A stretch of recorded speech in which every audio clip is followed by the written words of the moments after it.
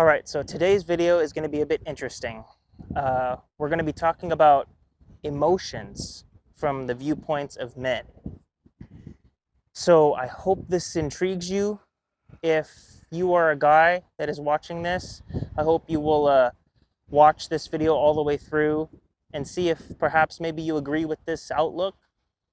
If you are a woman, perhaps maybe this will shed some light and help you understand a men's mind a little bit more and how we kind of operate. So I hope this intrigues you and I hope you will press in. So with that said, the intro.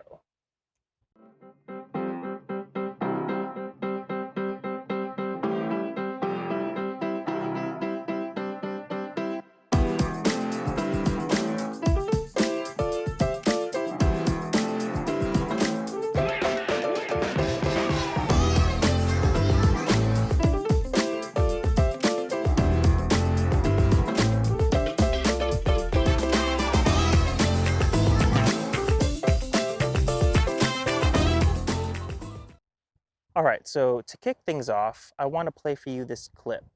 Now, in this clip, the guy who's talking, his name is Pastor Keon. And I saw this short. It was shared online by one of my friends on social media. And so I went on YouTube and I found the actual clip. But I want to play this for you and see if us guys that are watching share the same viewpoint. And if the women actually agree with this, or if this kind of sheds some light into, how we operate a little bit better, help women to understand us a little bit better. Now, just to be fully transparent with you, I share this viewpoint that he's talking about. I kind of resonate with this. I agree with this. So with that said, check this clip out. Women, let me tell you something. Men are not emotionless. We have deep emotions. We just don't know how to express them. And let me tell you, if you make us feel unsafe, you'll never hear from us again. If I tell you something in a moment of vulnerability and you use it against me in an argument, you can forget me talking to you forever. And you keep talking about he quiet, he shut down, he's in his man cave, he won't open up, because when he did open up, you shut the door on him.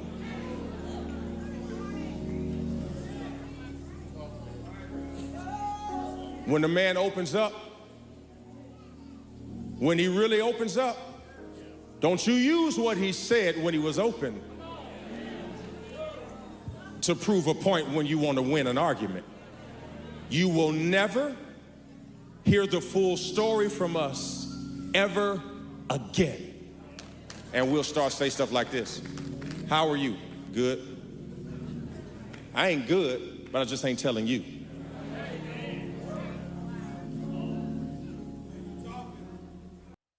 So now, guys, those of you that are watching, if you share that same viewpoint, that same outlook, that same opinion, please comment below and let me know. And for the women watching, if this is news to you, if you never thought of it this way, if this kind of gives you more information and now helps you understand a men's mind and perspective and where they're coming from a little bit more, please also comment below. Now, to really unpack this a little bit more, I just want to say, when I saw that clip, I was like, that is so true. For me, at least, it's so true, because I agree with that. If I was being vulnerable and open and honest in a moment to whether it's my significant other, a sister, whoever, and later on, what I said in that moment is used as ammo against me in a fight or an argument, I'm not going to open up again. ever again, to you at least.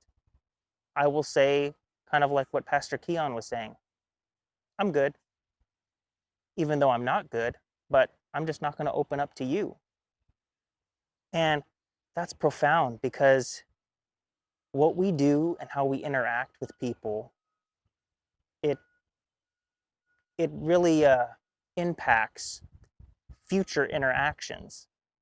And oftentimes, I think women are not really aware that they do this. They do this to try to make a point. They're not really doing this to really be mean, but this is the way it kind of comes across. It's used as ammo, and this is how us guys feel. We become guarded and we put walls up, and we're like, well, I can't trust you with personal stuff anymore. You're just going to use it against me. So I'm not going to tell you anything anymore. It's going to be short. Always, I'm good, I'm fine, I'm okay, everything's fine, everything's good, even though it's not. I won't share with you. And I hope that this kind of, I don't know, what's the word I'm looking for, breaks some barriers to communication or lack thereof.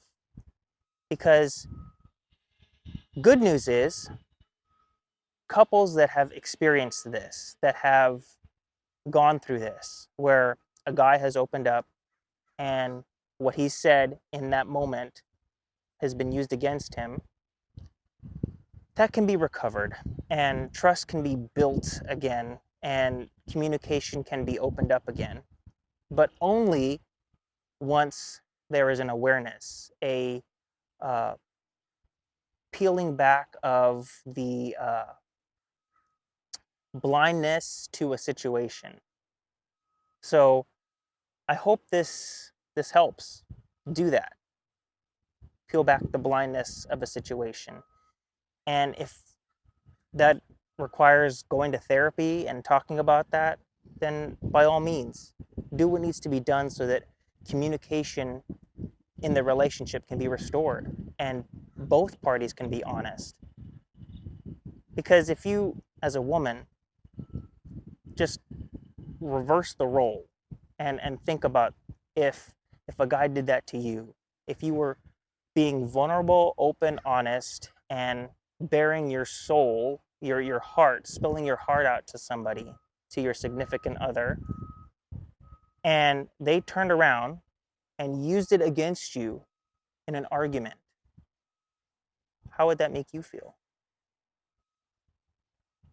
Because when I was looking at that clip, that short, when I first came across that, I read the comments, and a lot of the women were saying, "Oh, it goes both ways. It goes both ways." And the guys that were commenting were saying, "No, yes, it goes both ways, but don't take this and turn this around on you and make it a case for the women." Because I think oftentimes this is what us guys feel, is that we just aren't being heard, because every time something like that, we kind of say, hey, this is what's going on, this is how it's making us feel. Like, well, that goes both ways, and it's just kind of a brush to the side. Yes, okay, cool, well, you know what, that works the other way too. Instead of saying, wow, i I did not know that. I did not realize that I was doing that. I'm sorry. And I will adjust. Or even if you've never done that in your relationship, even if that's something that you did not personally have an encounter with, but you can resonate. So you can say, I really see how that is hurtful and how that is not a fostering environment for uh, better communication, that is actually a environment to make you close off. I really see that. And I'm sorry that that happened to you. And I really hope that either the communication can be restored and that relationship can be restored, or if it's already kind of fizzled out, that you find a relationship that you can now communicate honestly between each other. That that is what we're kind of looking for in a sense. Just instead of comparing it to you, but just sit with it for a moment and realize what we kind of go through.